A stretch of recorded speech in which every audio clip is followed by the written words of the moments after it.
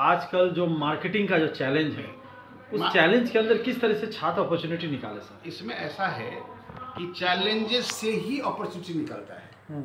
दरअसल में क्या है कि जो अवसर है वो वातावरण में छुपा होता है, और जब हमारे सामने कोई समस्या आती है, कोई प्रॉब्लम आती है, कोई चुनौती सामने समक्ष खड़ा होता है, तो हम उस चुनौती का हल ढूंढते हैं, समस्या का समाधान ढूंढते हैं, और इसमें हमारा मस्तिष्क काम करना शुरू करता है।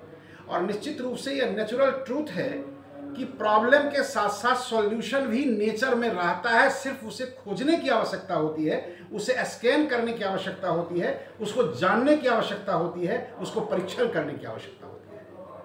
तो ये ई मार्केटिंग तो इसका छोटा एरिया है। ई कॉमर्स का एरिया बहुत बड़ा है। इसमें ई मार्केटिंग भी है और आपको ई ट्रेड भी है, यानी ई इंडस्ट्री भी है, यानी सब में ई लगा दीजिए तो पूरा हो जाएगा। कॉमर्स के बहुत बड़ा क्षेत्र है। ये एक बहुत बड़ा विषय है जो अपने आप में एक बहुत सारी चीज़ों को समाये हुआ है। लेकिन चुनौती तो है। चुनौती यह है कि साइबर क्राइम हो रहा है।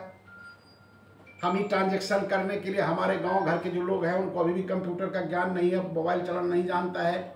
हमारे मोदी साहब माननीय प्रधानमंत्री जी कहते हैं हम कि कैशलेस सोसाइटी हमको स्थापित करना है, हमको पेपरलेस ऑफिस बनाना है। तो पेपरलेस ऑफिस तब होगा, कैशलेस ट्रांजैक्शन तब संभव होगा जबकि हम ई ट्रांजैक्शन सिस्टम लागू करेंगे। लेकिन इसमें बहुत सारे चैलेंजेज हैं, क्योंकि बहुत सारे पिछड़े देश ऐसे हैं जहां के लोग अभी जिनको कंप्यूटर का ज्ञान नहीं है।